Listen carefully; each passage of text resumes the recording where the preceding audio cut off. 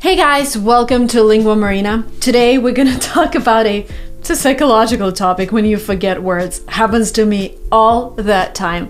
I'm talking to a person and the worst thing, I kind of had this word in my head just right now, but now when I'm talking about this, I forgot this word. Like, it happens to me all the time and I can totally understand you. It happens a lot at any level of English.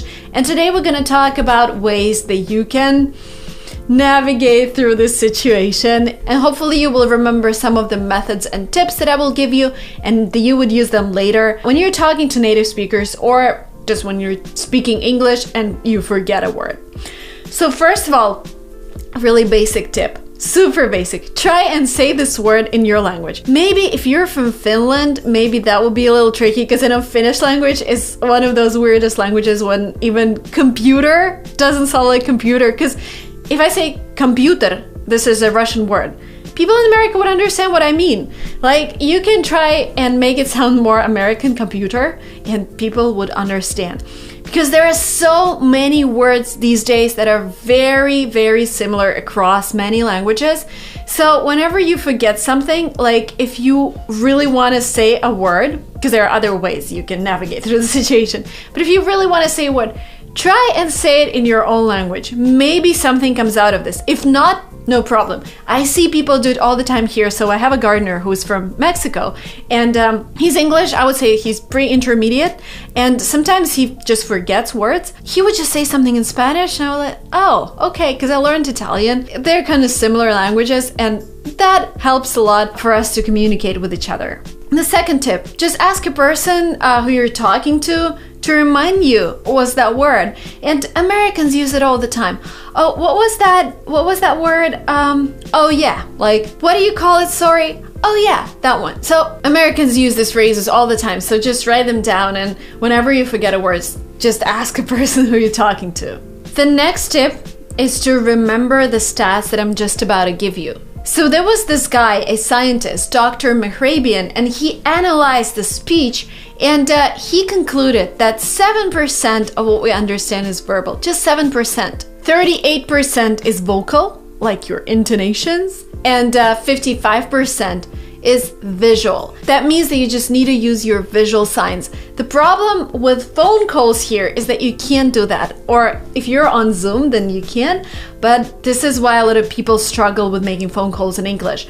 But if you're talking to a real person, if you're on Zoom doing a video call, then use your hands, use your acting capabilities to show what you mean. Like, if you're struggling to say a dog, you can say woof woof, you can say meow meow, whatever. Something I forgot a couple of days ago, I forgot the word blow kisses. Like, when you do this is called blow kisses, and my daughter loves to do that. And I wanted to ask her to do blow kisses, but I forgot how to say it.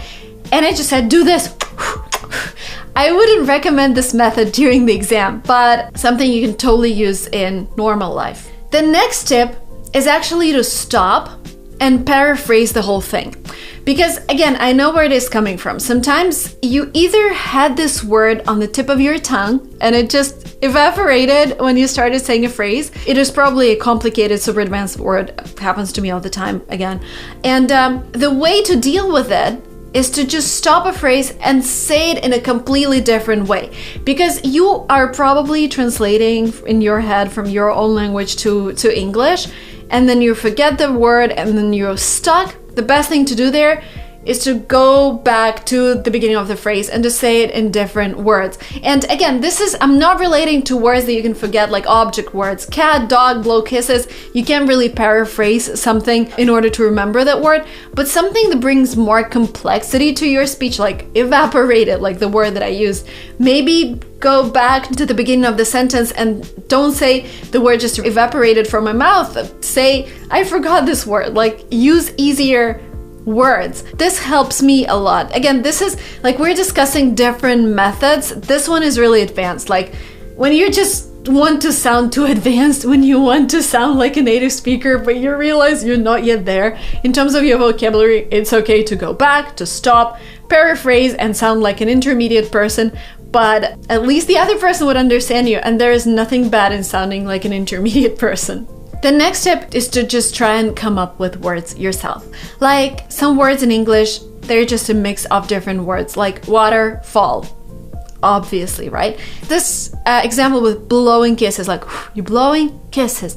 That is obvious as well. So if you just forget a word, try to make it up. Try to take it from French or Italian, because 30% of English vocabulary was adopted from French. So you can actually use that language as well. If you know French, by the way, try to use French words. And of course, there are other tips that are super useful. Learning synonyms, but this is not something you would do in a situation where you forgot a word, but something you can remember now and do something later on when you're studying English.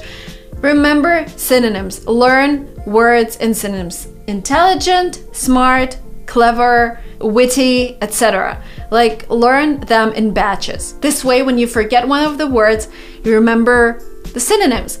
Another tip: use the dictionary that explains the word in English.